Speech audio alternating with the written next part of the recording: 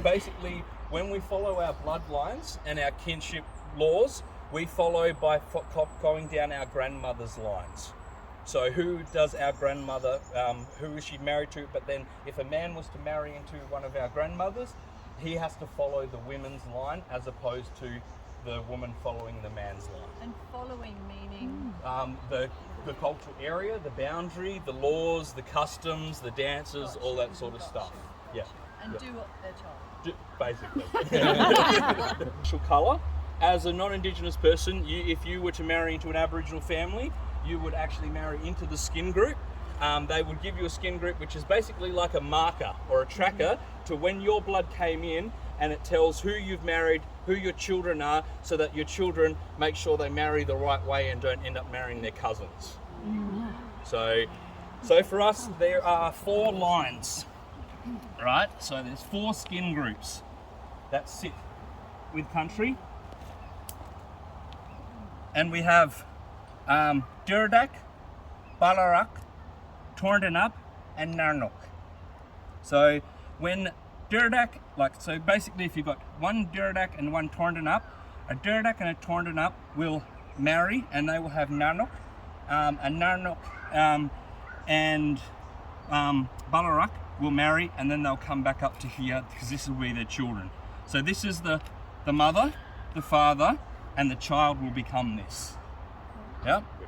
This child then will marry this one for their children to come back up to the top again.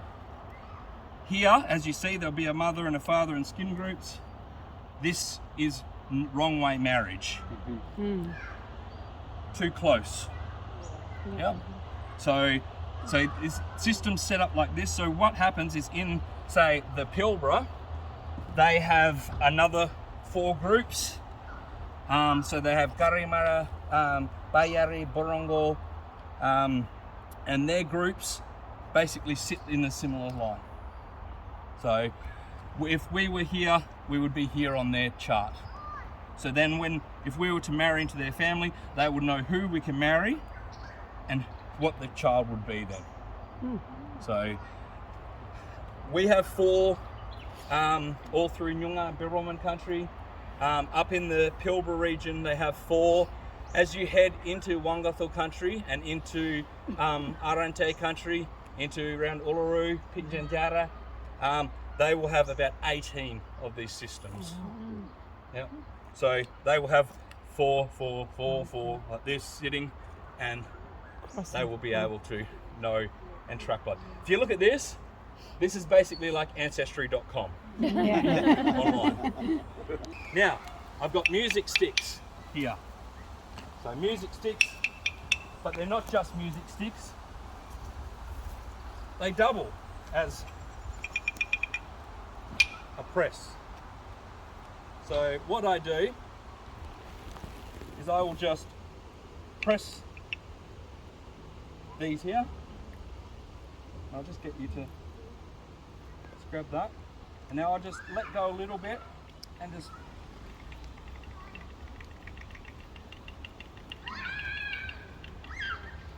we just want to flatten that one down.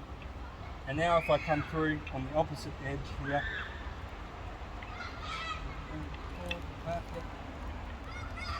as I go through again, it's going to flatten another little bit, like this.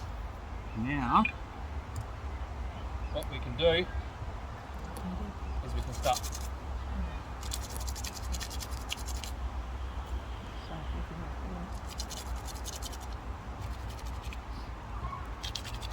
Is this the ladies? Yoga? This is yoga. Yep. We would make it as men, but we just make snares, Marin snares. The yogas, the women will make them into bags, baskets. So they call they'll do what's called a kurta, and a kurta is your bag. So, but what we'll do, just as like the men say, we just want to try to separate this as much as possible, get as many sort of strands as possible, like this, and then once we've got enough of what we want, if you want to grab one end, and now you twist one way doesn't matter, but I'm going to twist the opposite. Yeah, because this is what the machine will do inside the factory. It's got two notches going the opposite direction to create a rope. Like you make wool Make yarn. like a yarn or a twine, and yeah, That's a plot. a little bit more to make it longer up here. And if I want, I can make a snare, a marron snare or a snare. So I can also make this like a rope to climb up the trees if I want, so I can get sugar bag and honey. Yeah, so I can just put this around here, around here, around here, and go up. One reed broken down like this will hold up to about 100 kilo. Wow. One reed.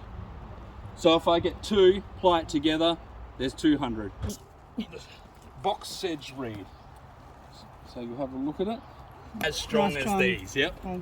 That's right. These are going to be your stronger ones. Yeah. Those ones are going to deteriorate. We talk about Waggle, the rainbow serpent. And we talk about that when Waggle came to our country, the great serpent, the rainbow serpent, Do you make this? it was a smooth-faced snake. Very smooth face. Young. It was when Mika the moon was young. And they say that once Waggle had come onto country, the snake began to cut pathways through the country, which became the rivers, the bilia, and the waterways. This is why he is a rainbow serpent. He is the protector of that rainbow, of the spectrum of light, of H2O and water itself. Yeah? So when you hold water up into the light, the spectrum of the rainbow is now shown. He is the protector of waters and waterways. They said over time, as the Waggle was a young snake, he became what we call Nyangangarjan Waggle. And the serpent began to grow whiskers, long whiskers. And as he went through the country and through the river source systems, as he would cut against the banks and move through, his whiskers would fall off, and they became the reeds that we see today along the banks of the river. These are the whiskers of the serpent, of Waggle, of Nyangangarjan Waggle, the hairy-faced snake. Other cultures across the world will call him a Chinese dragon. Yeah? All different cultures will talk about a great serpent of water, a great serpent of life, of creation. And we believe that that is what connects us. Is that? Because that's what connects us is water. Because all of us are all the same, which is after 3 days, none of us are going to survive unless we have H2O and we have water in our systems, because we are all made of water. And this is why we get taught that we must protect the water sources. Look after the fresh water, because the fresh water is life. Fresh water is what we are made of, and therefore we must make sure we look after that water. So we make sure we do not hunt or kill animals near that water source. We make sure that we keep the water flowing, that it is never blocked up or stopped, that it must continue through like the nyurpu, like the blood of the country of the mother. She needs the blood to continue to run through so that she can feed all of her children as well. So that's hyped up on red lollies. Yeah. So yeah, you just hear it's the purple crown lorikeet. You'll hear them, and they'll be in a big flock flying past too, like that. I didn't think they So exist anymore. all through Augusta, they are right now, back and forward all the way along. Sometimes up at the Shire building. They love all that nectar. What the Shire has at the front of all those flowering gums and trees at the front. I've noticed they're always hanging around there. They absolutely love it. So that's, this is your resin, which is bibbulmun. Now resin, what we do Excuse me. is we've got, like I said, it's an ancient old thing. Not this, obviously. But what we do is we make sure we have a hand rock like this.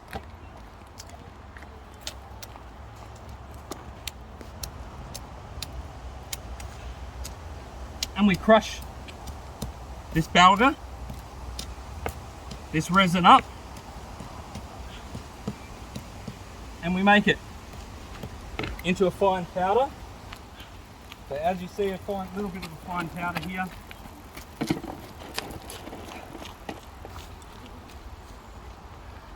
And then the resin itself is actually not that strong.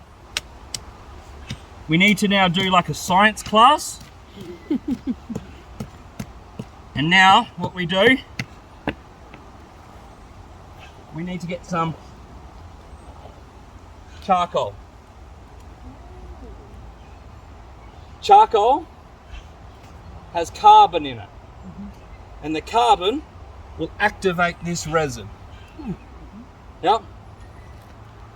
We also need Yonga gurna. Yonga gurna. Kangaroo poo. Grass. But dry.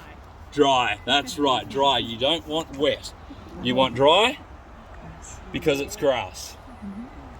Now, what we're going to do is we're going to have that bit there, and we're going to add carbon, fiber, resin. Carbon fiber resin is also known as fiberglass. Yep. Bakelite, but not 1960s. We crush this down, the resin, we add the carbon into the resin, and we add to the fiber into the resin. So now we have a mixture of carbon fiber resin.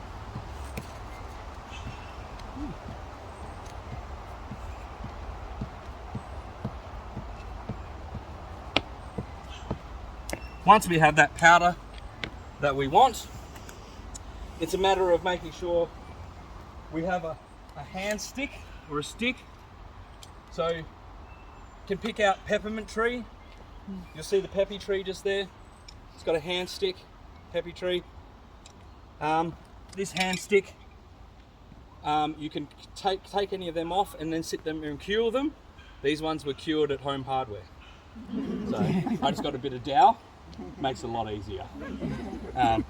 Because when you're doing like about 50 people in one session, all your Wadandi sticks, all your peppermint goes straight away. Then you spend another 2 days out on country picking another 50 hand sticks to then cure them for another a month or two to get them to this stage, to then do another workshop and they're all gone again. I figured out an easier way is just to go to a Home Hardware store and use a bit of dowel. But you can make these at any time, like we say. Just a process of looking at this Wadandi. See this behind you here, this peppermint, you'll see that there is a bit of a hand stick there. See at the top, just up there, I'd take that little section to create a hand stick. Once I've created my hand stick, I have to make sure that I've got blades and something to put into it, because I want to make what we call a dart, which is a traditional knife. So I want to now have some blades to put that into my dart, into my knife. So it's as simple as now I get this hand stick. I don't want to put this on here because this is wood, it will set on fire and burn. So I don't want to just leave it here sitting here burning. I just want to transfer a little bit of that heat from that fire into this wood so the wood can absorb it. So all I'm going to do is go 1, 2, 3, 4, 5, 6, 7, and now I'm going to roll it around in here. Maybe a little bit longer. 1, 2, 3, 4, 5, 6, 7, 8, 9, 10. There we go. About 10 seconds. And now I'm going to just melt this onto the stick.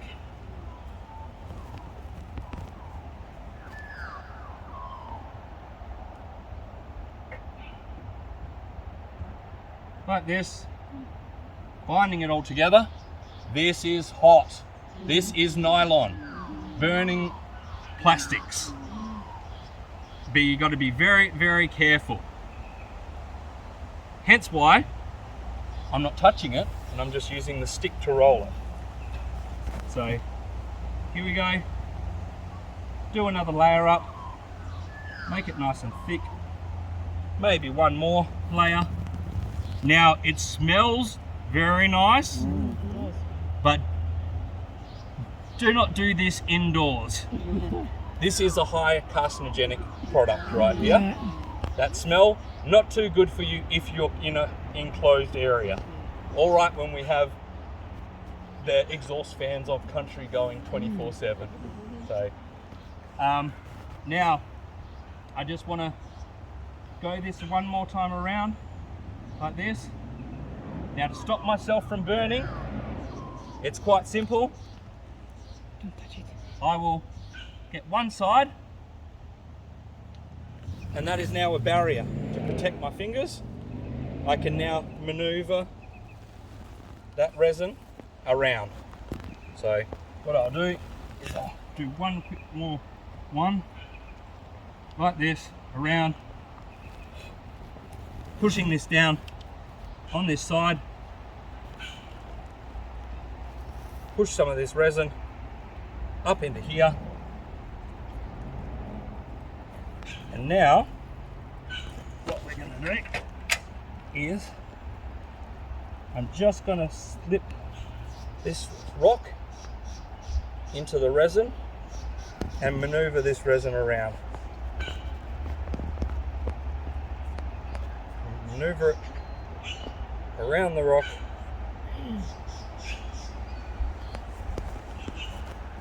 Like this. To hold this on.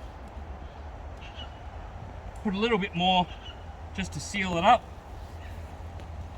Run it through the fire one more time, but not too long, because the stones this time will heat up. And if the stones heat up too much, they will fall out of the resin. So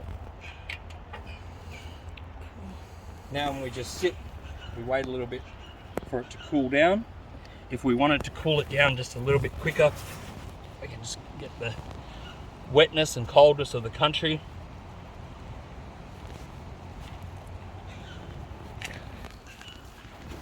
And you'll see it's starting to harden up now, and those rocks are now stuck in there.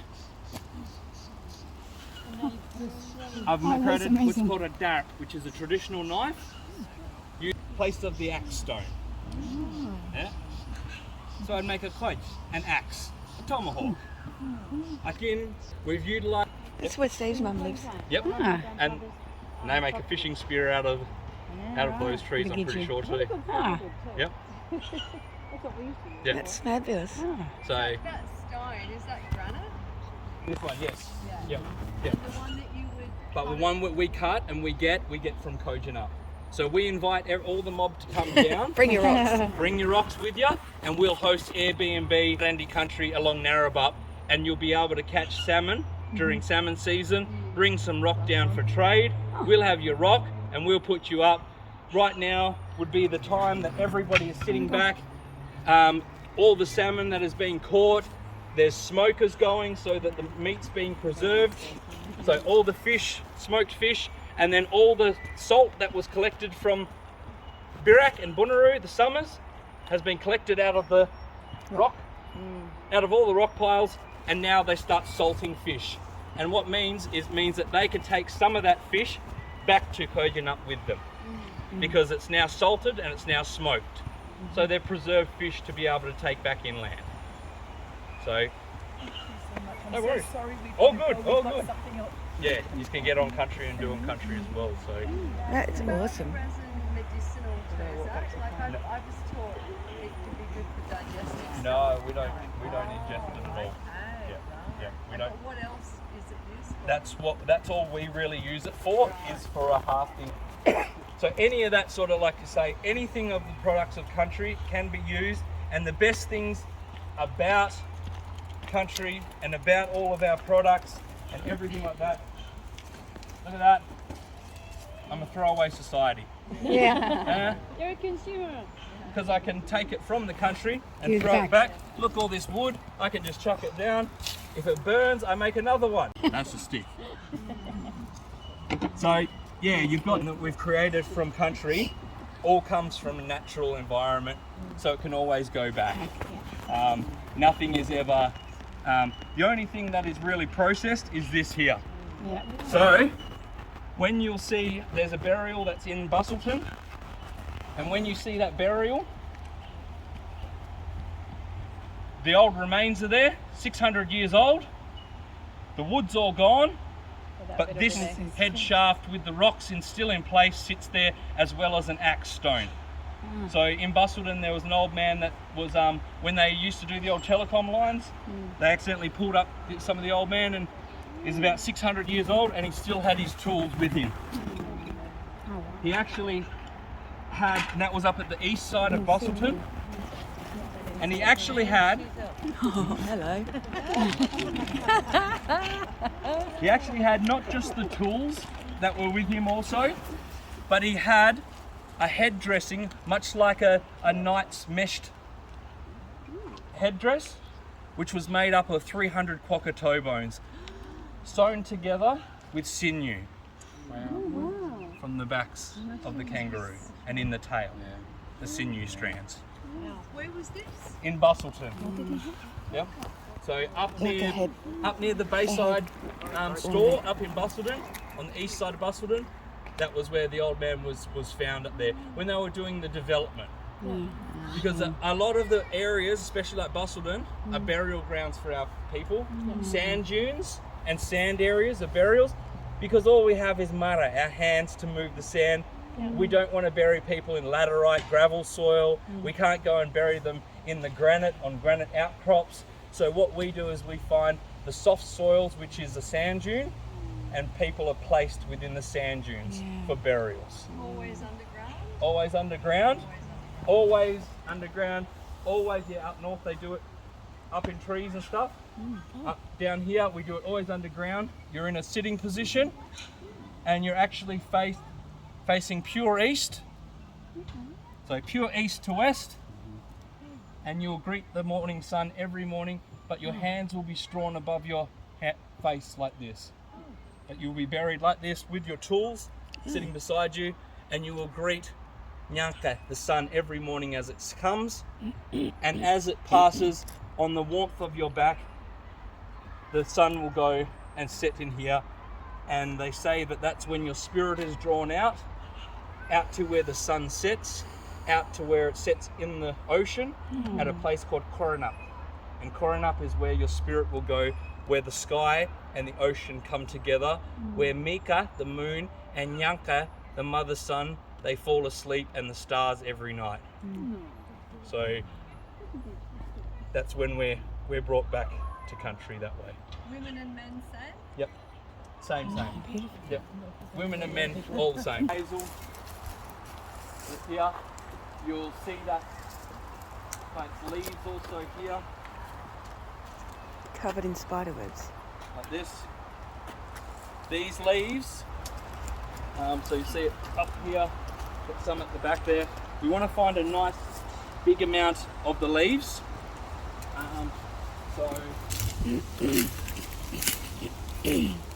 And these leaves just here are really good, but I might just need someone, if they got a bit of water I could borrow. Just pour a bit on here. But this is our natural soap. Oh, yeah. Yep.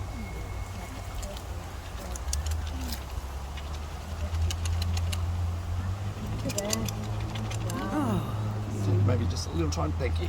What's the name of the tree again? Carry something. Carry hazel. So see, it lathers up like soap. Yep. This can also be used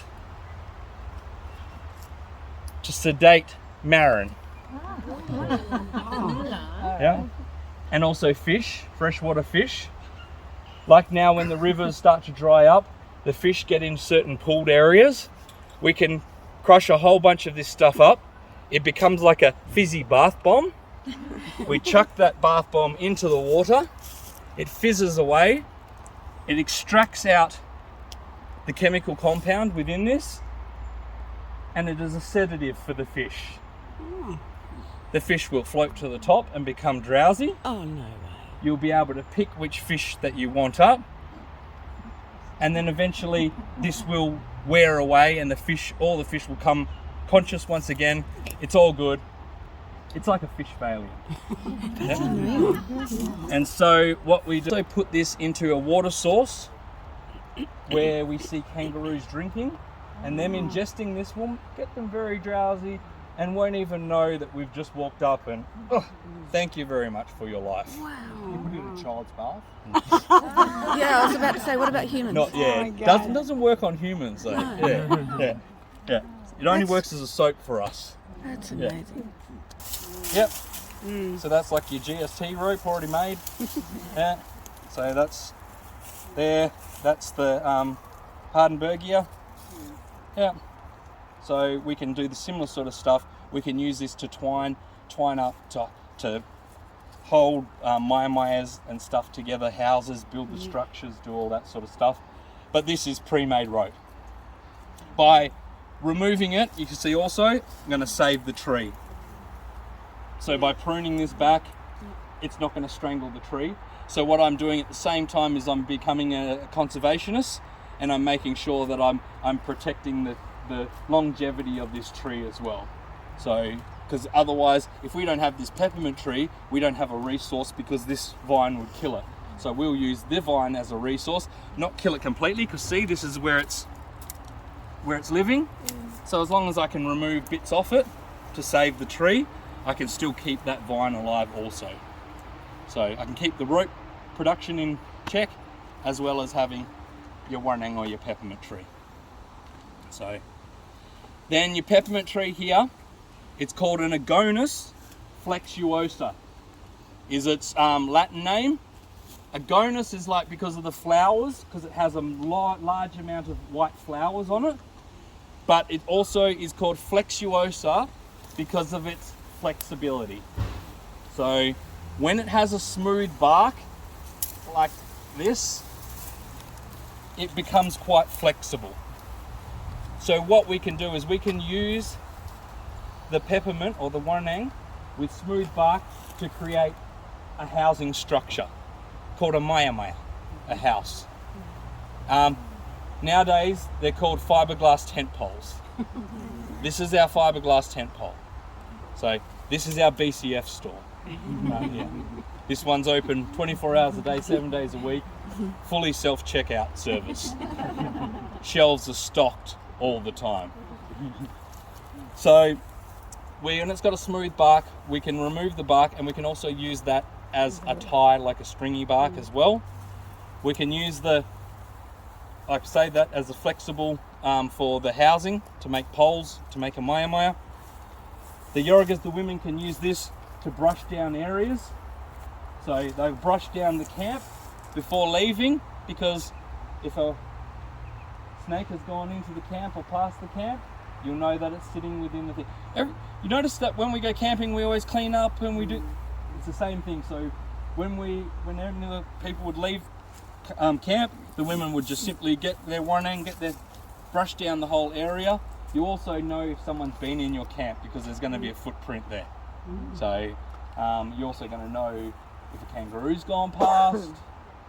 So many different things. So that's kind of like your security system. So by doing this, it's setting the alarm. Yep, putting it beep, beep, beep, beep, like that. So by setting that alarm, you can put that on the ground. Then with the reason why it's called a warnang, is the warnang is the tree, but if you look here, see how this grows nice and straight? This is what they would call a warna. Warna. And a warna is a women's law or digging stick. So cut it down here and make a digging stick or a law stick. So we're going back to that to keep you in check, to make sure why it's women's country. And here it is, the warning, the peppermint tree. So warna up, warna, women's law digging stick, place of, warna up. So that's warna up from warnang, the peppermint tree. So that's your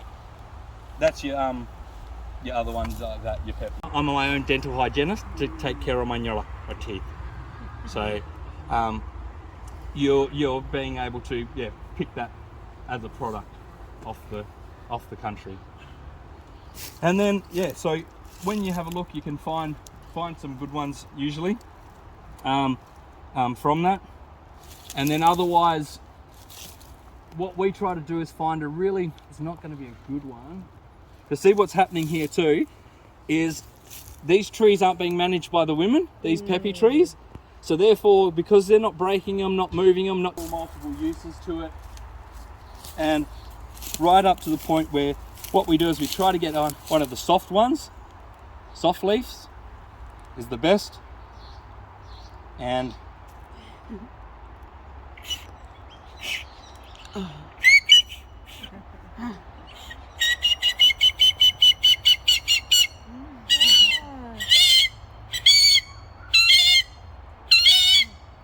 cockatoos.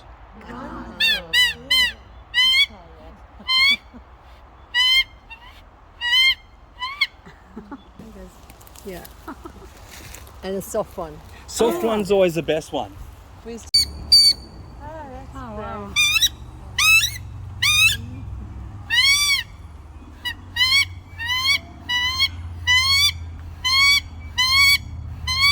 They were going to come.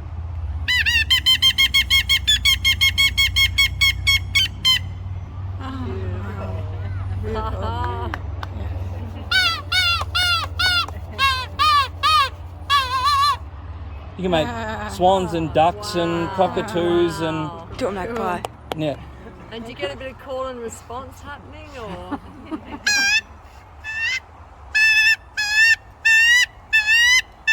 Wow.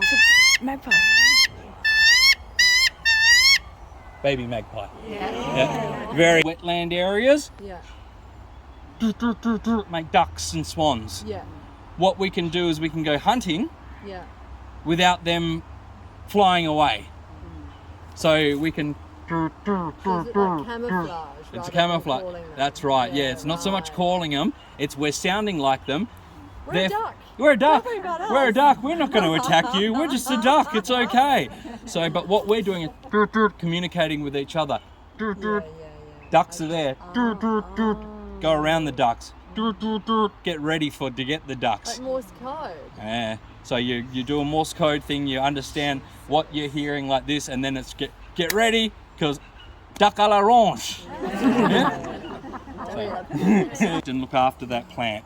Then if you can teach the children to protect and look after that plant, you have a whole bunch of environmental scientists that are all looking after the environment. They all have their different sectors. Now they have totems like peppermint trees and possums, and now they all have their own JDFs. So they've got their own job descriptions because what they were born into, because it is their kinship and what they're supposed to look after, and what it's called is sharing the load, because collectively we are looking after country together. And if we all look after country together, country will look after all of us together as well. And that's that. Boys are going through initiation. We will go to places like Moriala at the back near Kirrup. Moriala is your nose, and we will have a nose bone driven through, so a septum piercing. Now everyone's got on those bull rings in. We'll have a septum piercing, and then we'll have scarification across our body and across our arms here, and it's different ascension levels of going into manhood. But what it is no men's law can pass because mummy's law is the overall rule. And the thing is, if I want to make sure that so every year law is going to get done, and it's going to get done in summertime, so during the hottest part of the month. But what we'll do is we'll come up to the mummy and say 10 years old, her boy has just turned 10, and we'll say, can we have permission to take your boy? She decides that. If she says no, that's what it is. She said no, that's fine. We can't do anything about that. We go off, another year passes, and law time comes once again. He's 11 years old. Mummy? No, she's not ready yet.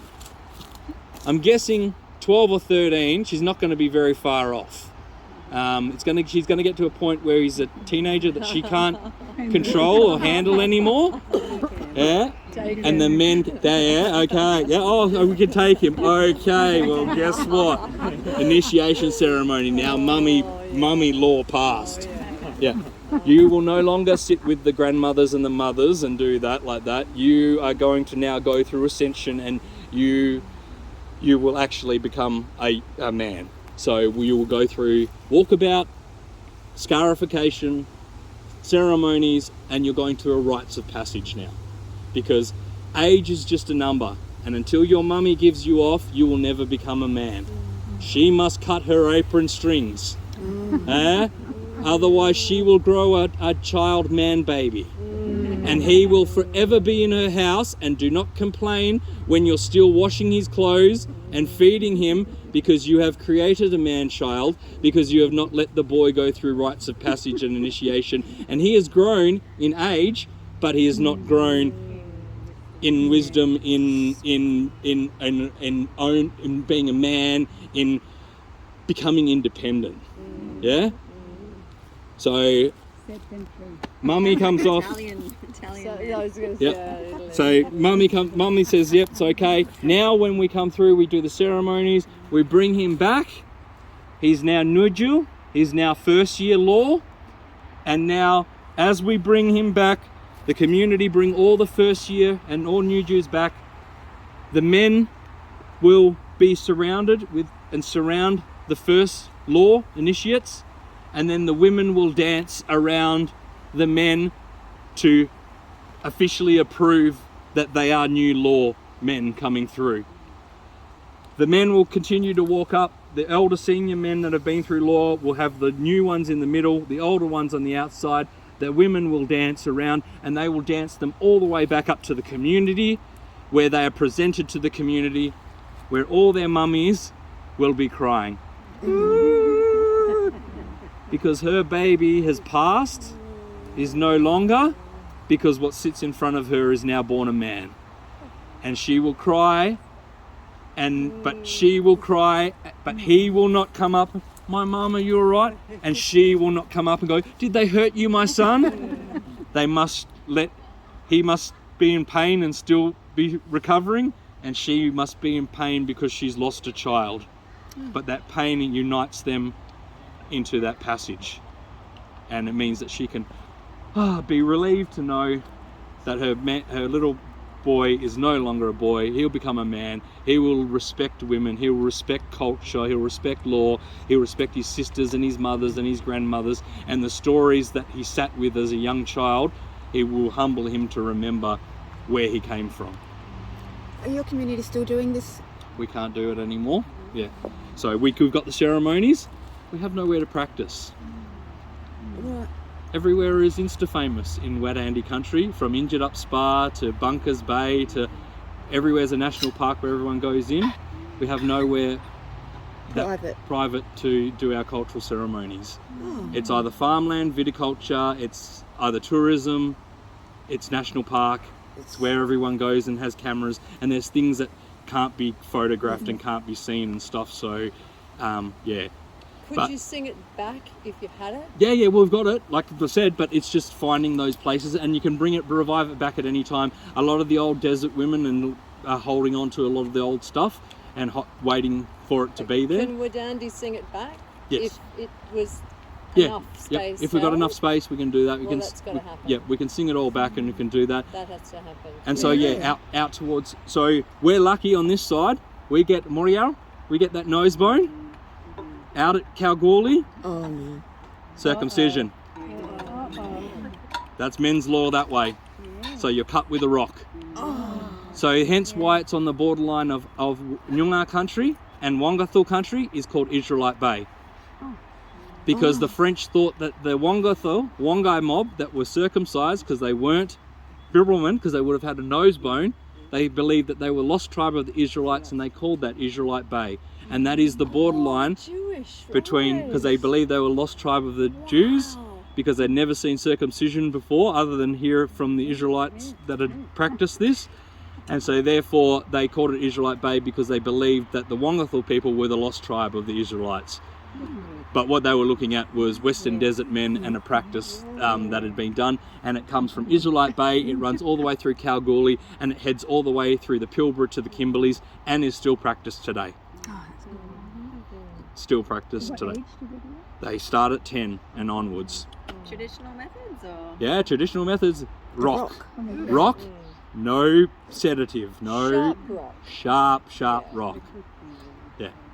So Experienced practitioners, hopefully. yes. Yeah. So, and that's it. So that's where they will go through. You've got cultural law like that, and then that's where you have, like we say, we've got men's business. There's women's business. And sometimes it's none of our business of what's going on as well.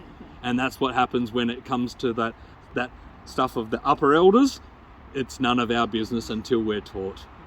So that's going through, like we say, that's the equivalent of going through your high school, your PhD, your, moving your way up to your doctorate to become a university lecturer, to do all that.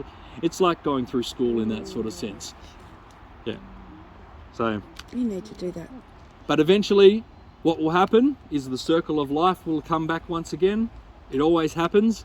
And you will become babies once again.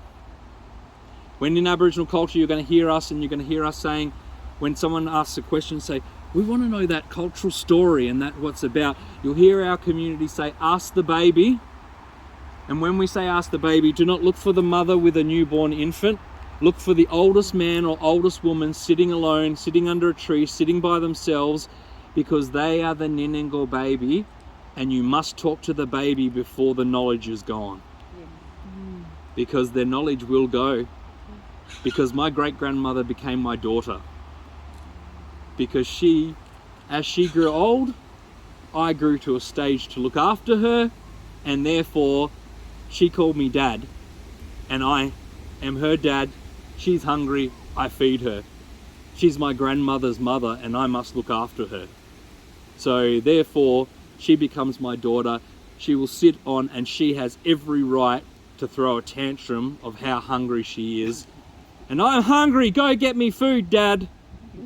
And I will say, yes, my daughter, I will get you food. And see how I'm young enough to still run and get food for her? I can still get that for her.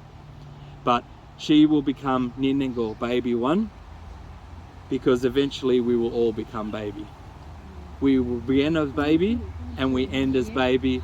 We forget to talk, we forget our knowledge, our legs go. We become the children of the earth once again.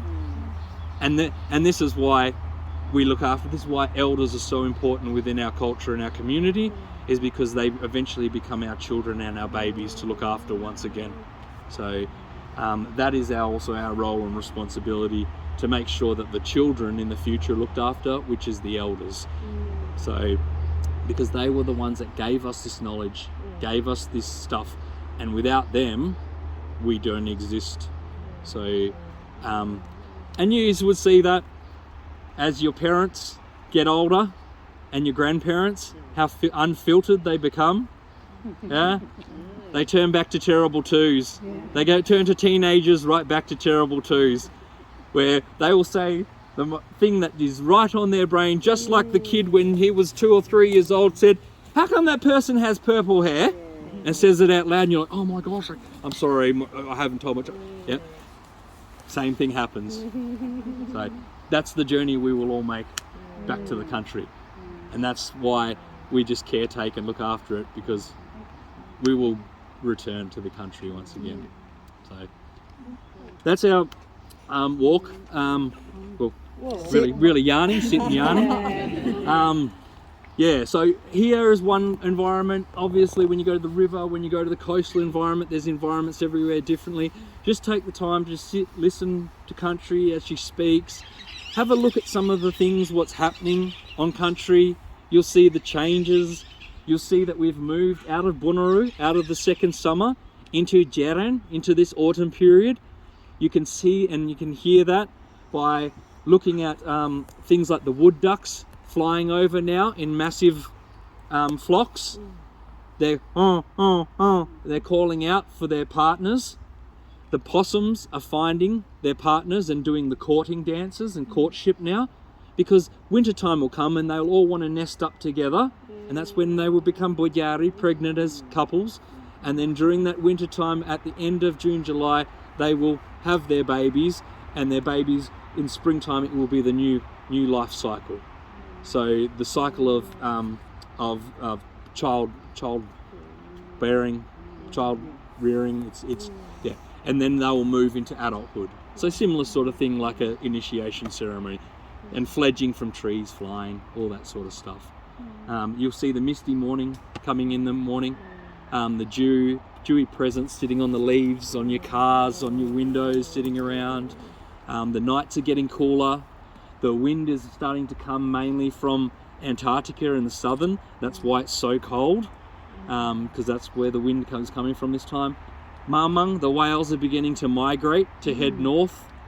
So too are a lot of people heading north.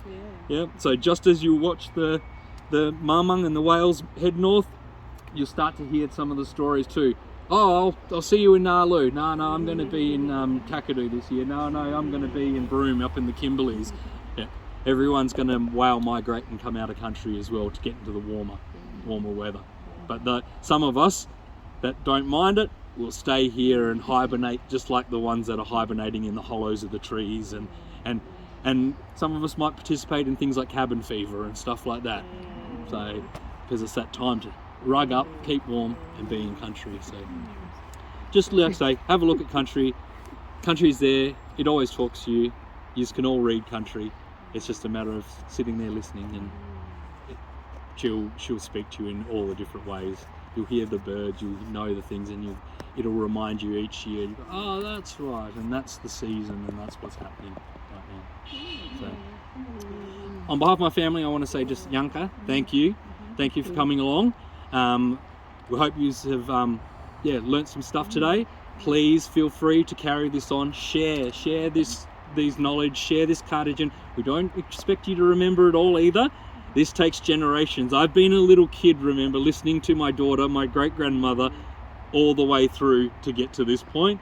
So we don't expect you to remember everything, but the things that do speak to you, please share with your friends and your family and the kids, and take the young ones out, the Kurangas and the kids out on country, talking about these things.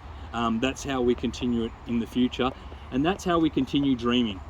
Dreamtime is now, was yesterday, and is tomorrow. Oh, hey. Dreamtime is we thank you for dreaming today with me and my family and our country. And just remember, that's right, is past, is present, is future, because future is the past, is always the present. It is dreaming together, and that's, we will dream now, and the future will always dream together. So thank you very much for coming along today. Thank you.